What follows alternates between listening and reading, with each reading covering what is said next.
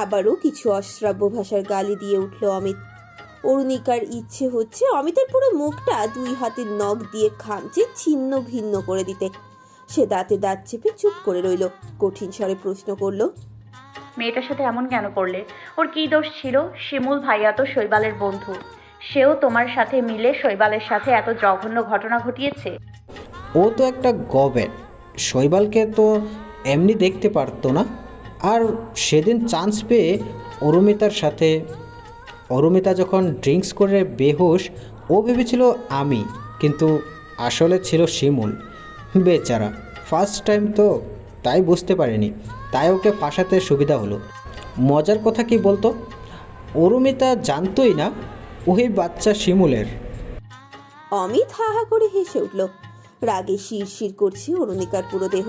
সে পা দিয়ে লাথি মারতে চাইল অমিতকে। অমিত পা চেপে ধরল অরুণিকার। জঘন্যভাবে হেসে বলল, ওই এত তেড়িবেড়ি করিস কেন? ঠিক হয়ে বস। এখানে তোর ওই নেওটা শৈবাল নেই যে তোকে আহ্লাদ করবে। অরুণিকা একদলা থুতু ছুঁড়ে মারল অমিতের দিকে। অমিত সরে বসল। রোশানলে জ্বলে বলল অরুণিকা, ছি, কতটা জঘন্য তোমরা! মেয়েটার সাথে এমন করতে তোমাদের বুক কাঁপতো না? না, কাঁপেনি। তোর জায়গায় যদি শৈবাল অন্য কাউকে বিয়ে করতো তাহলেও কাঁপতো না। ওর অবস্থাও অরুমিতার মতোই হতো। তুই বলে বেঁচে গেলি। কেন? আমাকে বাঁচিয়ে রাখলে কেন?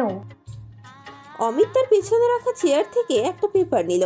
তারপর এক গালে হেসে বলল, কারণ তোকে আমি বিয়ে করব। এ ডিভোর্স পেপারে সই করবি।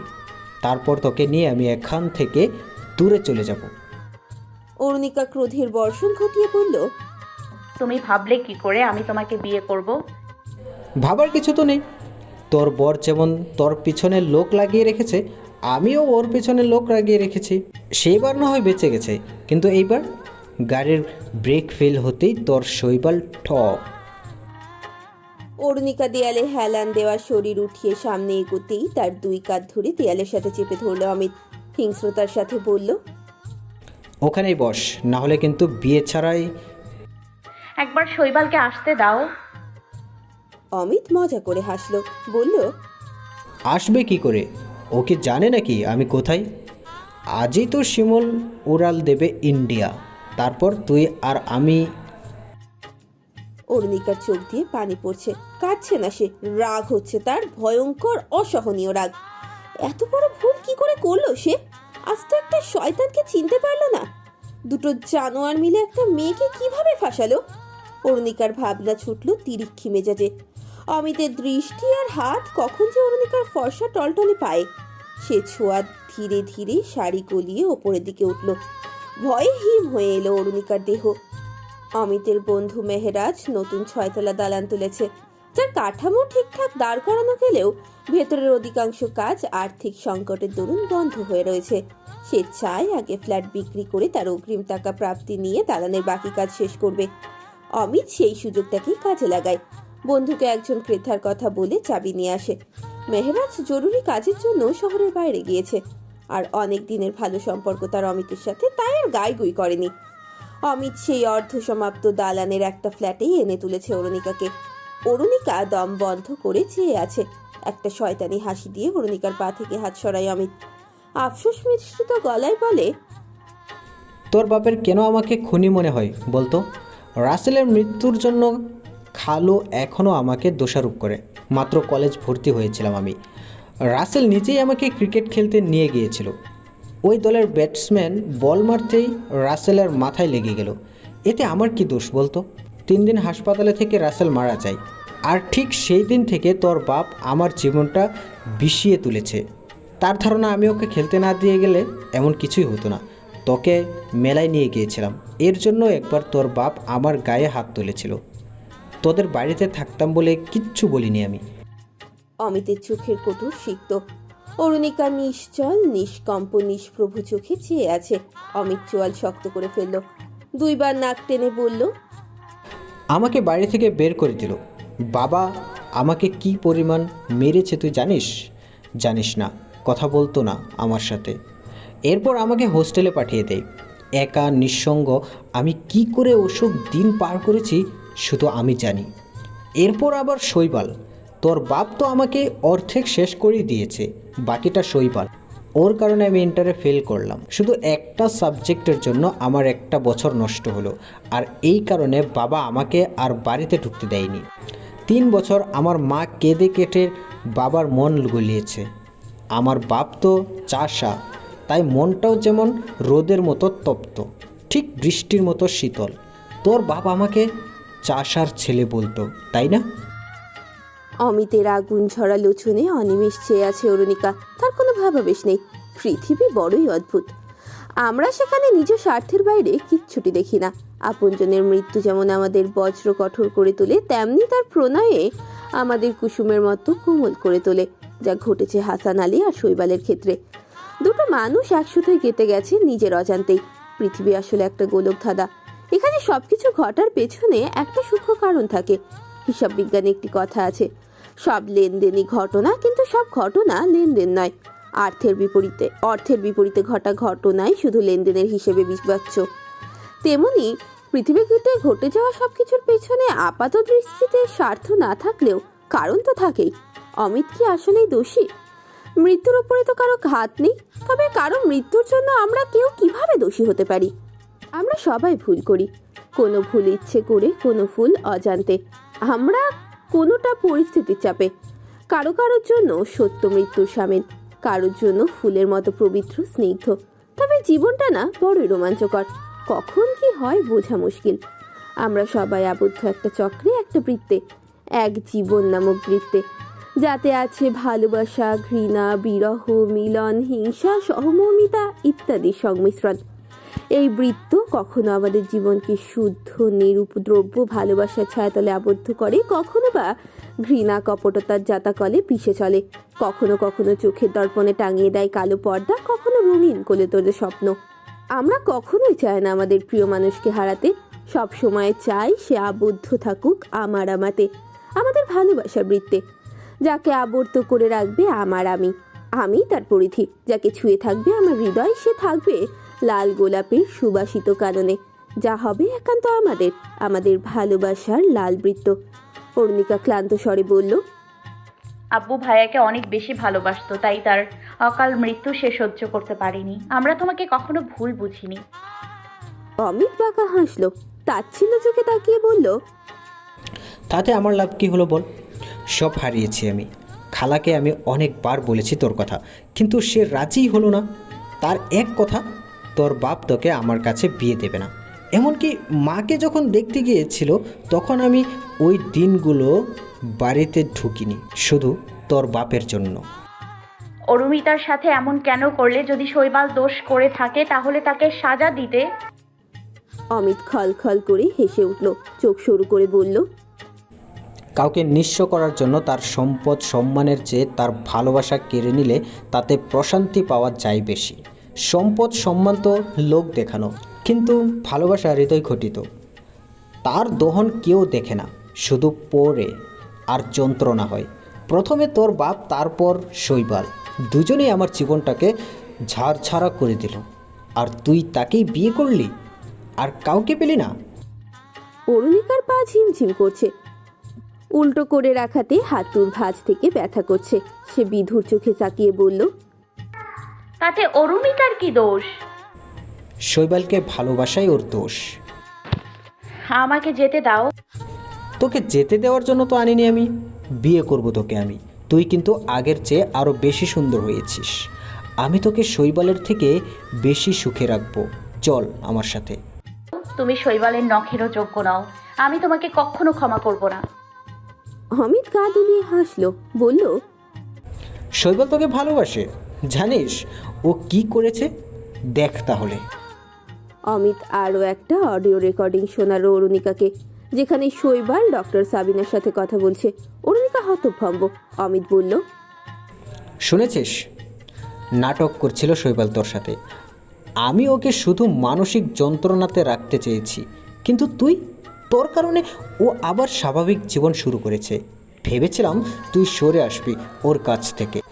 আমি যদি জানতাম ও আরও আগেই ভালো হয়ে গেছে, তাহলে। তাহলে কি করতি? অরুণিকাকে আরো আগে তুলে আনতি? চকিতে দুই জোড়া চোখ তাকালো রুমের দরজার দিকে। অমিতের চোখে বিস্ময়। শৈবাল? অরুণিকা তার কান আর দুই চোখকে বিশ্বাসই করতে পারছে না যেন।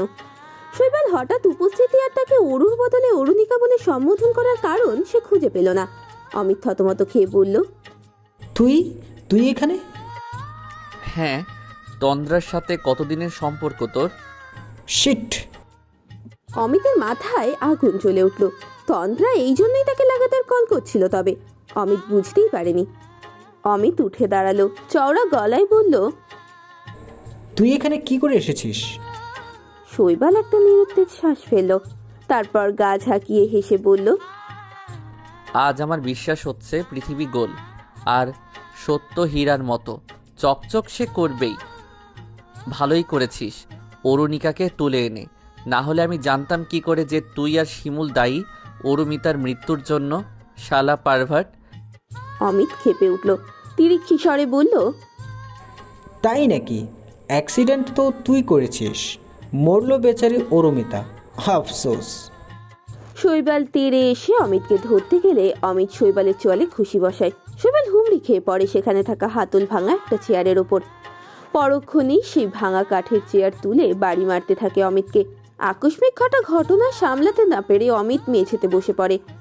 তারপরে আরও কয়েকটা বাড়ি পড়ল তার মাথায় আর পিঠে। অমিত লুটিয়ে গেল মেঝেতে। তার কানের পাশ থেকে রক্ত গড়িয়ে পড়তে লাগলো, তবুও মাথা উঠাতে চাইল অমিত। ক্রোধে বিহ্বল শৈবাল তখন ঘরের কোণে অযত্নে পড়ে থাকা লোহার টুকরো কুড়িয়ে এনে গেঁথে দেয় অমিতের উড়ুতে। আর্তনাদ করে ওঠে অমিত। তার হৃদয় বিদারক চিৎকারে কেঁপে ওঠে অরুণিকা, তবুও তার চাহনি শান্ত সমাহিত। হাঁপাতে হাঁপাতে থামল শৈবাল। ঘরের মধ্যখানে তখন ফুলুণ্ঠিত অমিতের দেহ।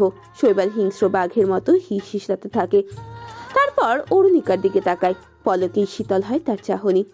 সে হেঁটে অরুণিকার কাছে এসে দাঁড়ায়, আস্ত নজরে অরুণিকাকে দেখে। ঝট করে হাঁটু ভেঙে বসে পড়ে। অরুণিকার পায়ের দড়ি খুলতে থাকে ব্যস্ত ভঙ্গিতে। অরুণিকা নিতান্ত তরল চোখে চেয়ে অবাধ গলায় প্রশ্ন ছুড়ল, কেন মারলেন অরুমিতাকে? পায়ের দড়ির গিট খুলতে খুলতে প্রত্যুত্তর করে শৈবাল, মারতে চাইনি তো, মরতে চেয়েছি, কিন্তু বেঁচে গেলাম হয়তো তুমি আসবে বলে। শৈবাল অরুণিকার হাতের বাঁধন খুলতে গেলে তার বুক মিশে যায় অরুণিকার বক্ষদেশের সাথে। চেনা ঘ্রাণ, চেনা শ্বাস, চেনা উষ্ণতা, কিন্তু কেন যেন সব অচেনা মনে হচ্ছে। অরুণিকা একটু নড়তেই তার গাল লেগে যায় শৈবালের গালের সাথে। নোনতা জলে সিক্ত শৈবালের মুখমণ্ডল। অরুণিকা অভিমানের সুরে বলল, নাটক করেছেন আমার সাথে, মিথ্যে সব। করেছি, তবে আমার ভালোবাসা মিথ্যে নয়, তা দিনের সূর্যের মতো সত্য। মিথ্যে, সব মিথ্যে। মিথ্যে তো তুমিও, মিথ্যে তো আমাদের এই সম্পর্ক, মিথ্যে এই সময়। যদি আমার ভালোবাসা মিথ্যে হয় তবে আমার বেঁচে থাকাও মিথ্যে। তাহলে ধরে নেব পৃথিবীতে সত্য বলে কিছু নেই। অরুণিকার হাতের বাঁধন খুলে তার সামনে বসলো শৈবাল। উজ্জ্বল চোখে চেয়ে আবারও বলল, তোমাকে অনেক কিছু বলার আছে অরুণিকা। শৈবাল ছোট্ট করে হাসল। চোখ দুটো তার ভীষণ মায়াময়। সে পুনরায় বলল, অরুণিকা, এটাই তো তোমার নাম? তুমি তো চেয়েছিলে আমি তোমাকে তোমার নামে ডাকি, আজ ডাকছি, কিন্তু তোমাকে দেখে মনে হচ্ছে তুমি খুশি হওনি। আমার সাথে অভিনয় কেন করলেন? কঠিন গলায় প্রশ্ন ছুড়ল অরুণিকা।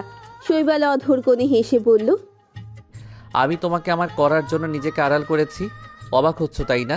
হ্যাঁ, আমি সুস্থ, ঠিক সেদিন থেকে যেদিন তুমি আমার জীবনে ফিরে এসেছিলে। শৈবাল থামল। তীব্র যন্ত্রণায় কোকিয়ে যাচ্ছে অমিত। সে বারংবার উঠে বসার চেষ্টা করছে, কিন্তু পারছে না। শৈবাল মুচকি হেসে অরুণিকার চোখে দৃঢ় চাহনি রেখে বলল, আমি যদি তোমাকে আঘাত করতাম তাহলে তুমি আমার কাছ থেকে পালিয়ে যেতে চাইতে। আমি যদি তোমায় কষ্ট দিতাম তাহলে তুমি কখনো আমায় ভালোবাসতে পারতে না। তুমি আমাকে ভালোবাসো অরুণিকা, আর আমি তোমার ভালোবাসাকে আমার সবচেয়ে বড় হাতিয়ার বানিয়েছি। নিজেকে আঘাত করেছি দিনের পর দিন, তোমাকে আমাতে আবদ্ধ রেখেছি। আমার ভালোবাসার বৃত্তই তোমার শ্বাসের পরিধি করেছি আমি।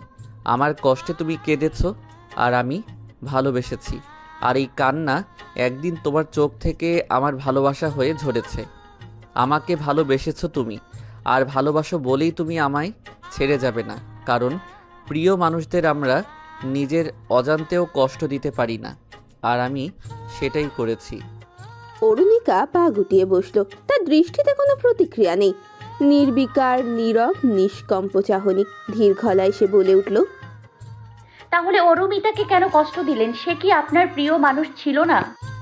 ছিল, কিন্তু আমি ওর অপ্রয়োজনীয় প্রিয় মানুষ ছিলাম। ওর কোনো দোষ ছিল না, শিমুল আর অমিত ওকে ফাঁসিয়েছে। ছিল, ওর দোষ নয়, পাপ ছিল। দোষ আমি করেছি, পাপ ও করেছে। ড্রাগ অ্যাডিক্টেড ছিল অরুমিতা, শিমুল আমাকে তাই বলেছিল। আরও বলেছিল ও অন্য কারোর সাথে জড়িয়ে পড়েছে। প্রশ্ন করেছিলাম আমি ওকে, জবাবও দিয়েছিল, তবে মিথ্যে। সব জেনেও ওকে বিয়ে করেছিলাম আমি, কিন্তু ও আমাকে ধোঁকা দিয়েছে, অ্যাবর্শন করিয়েছে। আমি তো ভেবেছি শুধু আমাকে ভুলে অন্য পথে পা বাড়িয়েছে, কিন্তু ও তো তার বিছানা পর্যন্ত চলে গিয়েছিল। তাহলে কি করে ক্ষমা করি আমি ওকে? শেষের বাক্য যতটা সম্ভব রোষের সাথে বলল শৈবাল। অরুণিকা ঠায়র করলো, ঠিক তখনই শৈবালের গলার রগ ফুলে উঠেছে, মাথার দুই পাশে শিরা ফেপে উঠেছে। শৈবাল দারাজ গলায় নিশ্চুপ হয়ে যায় অরুণিকা। সুরল দুটো আঁখি উন্মুক্ত করে চেয়ে আছে অরুণিকা। শৈবাল মৃদু হাসল, বলল, আমার উপর তোমার রাগ হচ্ছে অরুণিকা? হোক, তবে ঘৃণা করো না। ভালোবাসার মানুষের ঘৃণা নিয়ে বাঁচা যায় না, একটু না। অরুণিকার নেত্রযুগল থেকে অশ্রুকণা গড়িয়ে পড়ল, নীরবে, নিঃশব্দে, অবাধে। শৈবাল তার চাহনি সহজ করে হেসে উঠল, নির্মল গলায় বলল, তোমার অনেক প্রশ্ন আমার কাছে, তাই না? বলো, কোথা থেকে শুরু করব? আজ তোমার সব প্রশ্নের জবাব দেব আমি, আর তুমি ঠিক করবে আমার জীবনের এই জঘন্য অধ্যায়ের সমাপ্তির পর তুমি আমার সাথে থাকবে কিনা। অরুণিকা আলতো গলায় বলল, কিসের সম্পর্ক আপনার অমিত ভাইয়ার সাথে? কিসের প্রতিশোধ নিয়েছে সে? কেন শিমুল ভাই আপনার এত কাছের মানুষ হয়েও আপনাকে ধোঁকা দিল, যেখানে সে আর আপনার পরিবারের সবাই জানে আপনি অরুমিতাকে ভালোবাসেন? আমার শেষ প্রশ্ন, যাকে আপনি এত ভালোবাসতেন তার একটা ভুলেই আপনি তার প্রাণ কেড়ে নিলেন। সত্যি কি আপনি অরুমিতাকে ভালোবাসতেন? কষ্ট হলো না আপনার? কেন করলেন শৈবাল? শৈবাল হালকা ঝুঁকে বেখেয়ালি ভঙ্গিতে গাঢ় স্বরে হেসে উঠল। সেই হাসিতে শব্দ হলো না, শুধু পরিবর্তন হলো শৈবালের ভঙ্গি। শৈবাল নির্মোহ গলায় বলল, আমি ওকে ভালোবাসতাম, খুব বেশি ভালোবাসতাম। বললাম না ভালোবাসার মানুষের ঘৃণা নিয়ে বাঁচা যায় না, তাই ওকে আমি মারতে চাইনি, একসাথে মরতে চেয়েছি, যেন পরপারে আবার আমাদের দেখা হয়। কিন্তু শৈবাল থামল। অরুণিকার অগ্রহদীপ্ত চাহনি, তার দৃষ্টি অনড়, অবিচল। শৈবাল বলল, অমিতের সাথে আমার পরিচয় কলেজে, একই গ্রুপ, একই সেকশনে ছিলাম আমরা। খুব বেশি সখ্যতা ছিল না আমাদের। কলেজ আর কোচিংয়ে দেখা, আর কলেজ মাঠে দলের হয়ে ক্রিকেট খেলায় আমাদের যোগাযোগ হতো। খুব স্বল্প ছিল তা, কিন্তু ভাগ্যক্রমে বোর্ড পরীক্ষায় আমাদের সিট ছিল আগে পিছে। অমিত আমার সামনের বেঞ্চে ছিল। ঠিক শেষ পরীক্ষার দিন ঘটল এক ঘটনা। ডিউটিরত স্যার অমিতকে সন্দেহ করে দাঁড় করালেন। অমিত ঘাবড়ে গিয়ে কায়দা করে তার হাতে থাকা নকলের কাগজ পেছনে ফেলল। তাকে সার্চ করে কিছু না পেয়ে স্যার বেঞ্চের নিচের দিকে তাকিয়ে আমাকে দাঁড় করালেন এবং ওই কাগজের হেতু স্যার আমাকে খাতা নিয়ে গেলেন। স্যারকে অনেক বলেছিলাম, কিন্তু তিনি বিশ্বাস করতে চাইছিলেন না। পরে বাধ্য হয়ে আমি স্যারকে বলেছিলাম যে ওই নোটের পেপার অমিতের, কারণ ওই কাগজের একপাশে বড় করে এ লেখা, যা অমিতের প্রায় বইয়ের পেজের মধ্যে দেখা যেত। স্যার তবুও আমার কথা বিশ্বাস করতে চাইছিলেন না। তখন আমি স্যারকে বলেছিলাম যেন আমি যা খাতায় লিখেছি তা আমাকে মুখে জিজ্ঞাসা করে, আর অমিত যা লিখেছে তা অমিতকে। যদি সত্যি আমি নকল করি তাহলে তো আমার কিছু পারার কথা না, আর যদি এই কথা সত্যি হয় তাহলে আমি চলে যাব। তখন স্যার বাধ্য হয়ে তাই করলেন। শৈবাল দীর্ঘশ্বাস ফেলল। নিস্তব্ধ নীরব পরিবেশে কারো গোঙানির সুর ভেদ করে পুনরায় তার কণ্ঠঝড় তুলল। সে বলল, অমিত কিছুই পারল না, কারণ সেদিনও পড়েইনি কিছু। ওর এক বন্ধু ওকে তার জন্মদিনে দাওয়াত করেছিল। ওরা সবাই নেশা করত, আর সেই নেশাই অমিতের কাল হয়ে দাঁড়িয়েছে। ওকে দেখলে যে কেউ তা আজ করতে পারত। দুই লালাপ চোখে একবার আমার দিকে তাকিয়ে ক্লাস থেকে বেরিয়ে যাই। এ হলো অমিতার সাথে আমার ঘটনা, যার বদলা ও অরুমিতাকে অ্যাডিক্টেড করে নিয়েছে। আর এই সব কিছুর পেছনে কাঠি নাড়িয়েছে শিমুল। ওর সবসময় মনে হতো জাফর ভাই কোথাও না কোথাও ওর চেয়ে আমাকে বেশি সাপোর্ট করত। হয়তো অরুমিতার প্রতিও ওর অব্যক্ত ভালো লাগা ছিল, যা অরুমিতা কখনো পজিটিভলি নেয়নি। আমি গ্র্যাজুয়েশন করতে বিদেশের বুকে পা রাখতেই অরুমিতার সাথে আমার যোগাযোগ কমতে লাগলো। তবু আমি সর্বাত্মক চেষ্টা করেছি। অরুমিতা একা একা বড় হয়েছে, স্বাধীন চেতা মেয়ে। জয়নাল আঙ্কেল বেশিরভাগ সময় তার হোমিওপ্যাথির দোকান নিয়ে ব্যস্ত থাকতেন। অরুমিতা কোথায়, কার সাথে কি করে, তার খেয়াল তিনি তেমন রাখতেন না। আমিও ছিলাম না। ওর আসা যাওয়া কমে গেল আমাদের বাসায়। শিমুল ওকে পরিচয় করিয়ে দেয় অমিতের সাথে। ক্যাজুয়াল ফ্রেন্ডশিপ থেকে সম্পর্ক গাঢ় হয় ওদের। দিনরাত নেশায় মেতে থাকতো অরুমিতা। ও তখনও বুঝতে পারেনি কি হতে চলেছে ওর সাথে। অরুমিতার এসব নিয়ে কথা বলার কেউ ছিল না। আমি ফোন করলেই এড়িয়ে যেত, বলতো মাথা ব্যথা করছে, ঘুম পাচ্ছে, ক্লাস আছে। আমি কখনো সন্দেহ করিনি। অমিত অনেক খরচ করেছে ওর পেছনে। যখন তখন নেশা করার সব কিছু স্টক থাকতো ওর কাছে। অমিত নিজের ফ্ল্যাটে নিয়ে যেত অরুমিতাকে। নেশাগ্রস্ত অবস্থায় ও নিজেই বুঝতো না কি করছে ও। অবশ্য ওর ব্রেন তো তখন কাজ করাই বন্ধ করে দিয়েছে। একদিন সেই সুযোগ কাজে লাগে শিমুল। অরুমিতা ড্রাঙ্কস করে বেসামাল অবস্থা। অমিতের জায়গায় সেদিন ছিল শিমুল। অসতর্কতায় অরুমিতা কনসিভ করে ফেলে, কিন্তু ও ভেবেছিল ওই সন্তান অমিতের। অরুমিতা কিছুই জানতো না। অমিত ওকে অ্যাবর্শন করাতে বলে আর শিমুলকে ব্ল্যাকমেইল করে ওকে সাথে পাঠায় অমিত। ডক্টর ভেবেছিল ওরা বিবাহিত। অমিতের কথা মতো শিমুল আমার নামে ফর্ম ফিল আপ করে। এতে অরুমিতা কোনো মাথা ব্যথা ছিল না। আমি ফিরে আসলাম দীর্ঘদিন পর। বদলে গেল আমার অরু। আমি কিছুই বুঝতে পারছিলাম না। তখন শিমুল আমাকেও ড্রাগস নেওয়ার কথা বলল। চেপে গেল অমিতের কথা। অরুমিতার মানসিক স্থিতি তখন একদম ভালো ছিল না। আমি ওকে অনেক বুঝিয়ে সুঝিয়ে বিয়ের জন্য রাজি করাই। অমিত ওকে কখনো ভালোবাসেনি, শুধু ব্যবহার করেছে। আর অরুমিতারও কোনো ফিলিংস ছিল না। যা ছিল সবই তুমি নিশ্চয়ই বুঝতে পারছো আমি কি বলতে চাচ্ছি। নেশাগ্রস্ত মানুষ তো পশুর সমতুল্য তখন। শৈবাল থামল। তার চোখ দুটো নোনতা জলে অবগাহন করছে। সে তাচ্ছিল্য ভরা হেসে বলল, এত কিছু কি করে জানলাম ভাবছো তো? শিমুলের কাছ থেকে। ও এখন আপাতত হাসপাতালে, সহজে দাঁড়াতে পারবে না। অমিত যতটা দোষী ও নিজেও ততটাও দোষী। তোমাকে না পেয়ে আমি জাফর ভাইয়ের কাছে গিয়েছিলাম। শিমুলকে আমার সেদিন থেকে সন্দেহ হয়েছে। যেদিন খাবার টেবিলে ফোন আসতেই ও হকচকিয়ে যায়। তোমার সাথে সাথে আমি ওকেও অবজার্ভ করার জন্য লোক রেখেছি। শৈবাল তার পকেট থেকে মোবাইল বের করে পরপর দুটো ছবি দেখালো অরুণিকাকে। একটাতে অমিত শিমুলের সাথে কিছু বলছে, অপরটাতে অমিতকে অরুণিকার সাথে দেখা যাচ্ছে। অরুণিকা উদ্ভাসিত দৃষ্টিতে চেয়ে আছে। শৈবাল ফিক করে হেসে বলল, ওই সিগনেচার যে শিমুলের ও নিজেই স্বীকার করেছে। বিয়ের দিন গাড়ির গতি বাড়তেই যখন আমার কারের সামনে একটা বাস এলো, ঠিক তখন অরুমিতা স্টিয়ারিং নিজের দিকে ঘোরাতেই বাম পাশের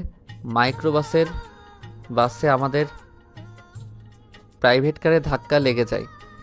সেদিন আমাকেও ওই ফর্মের ছবিটা পাঠিয়েছিল অমিত, সিগনেচারটা পাঠাইনি।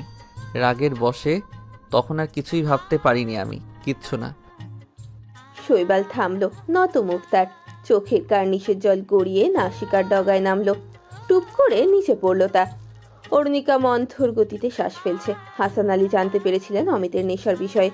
এই কারণেই তিনি কখনো চাননি অমিত তাদের বাসায় আসা যাওয়া করুক। হাসান আলী কোনো এক সময় ভেবে নিয়েছিলেন রাসেলের মৃত্যুর জন্য অমিত দায়ী নয়, কিন্তু তবুও তিনি অমিতকে পছন্দ করতেন না। ফেল করার পর অমিত বাড়ি গিয়েছিল। সেখানে তার বাবাও তার সাথে খুবই কঠোর আচরণ করেন। ঢাকায় ফিরে এসে সে মৌমিতা বেগমের কাছে সাহায্য চেয়েছিলেন, কিন্তু স্বামীর বিরুদ্ধে গিয়ে তিনি কিছুই করে উঠতে পারেননি। মায়ের পাঠানো টাকাতে আবার পড়ালেখা শুরু করে অমিত, সাথে ছোটখাটো চাকুরিও করতে থাকে। মাঝে মধ্যে অরুণিকার সাথে বাইরে দেখা হতো অমিতের। অমিত কখনোই তার সাথে খারাপ আচরণ করেনি, তাই আজ তার সত্যিই কষ্ট হচ্ছে সব সত্যটা মেনে নিতে। অরুণিকার ভাবনাতে করার এনে নেড়ে বলে ওঠে শৈবাল। আমাদের সন্তান হারিয়ে গেছে সেটাও তুমি গোপন করে গেলে অরুণিকা। দোষটা না হয় আমারই ছিল বেশি, তাই বলে কি বাবা হয়ে অনাগত সন্তানের মৃত্যুর কথাও জানার অধিকার রাখি না আমি? অরুণিকা বিস্ফোরিত চোখে তাকালো। তার কানের পাশ দিয়ে আচানক যেন লাফ হবে নামতে লাগলো।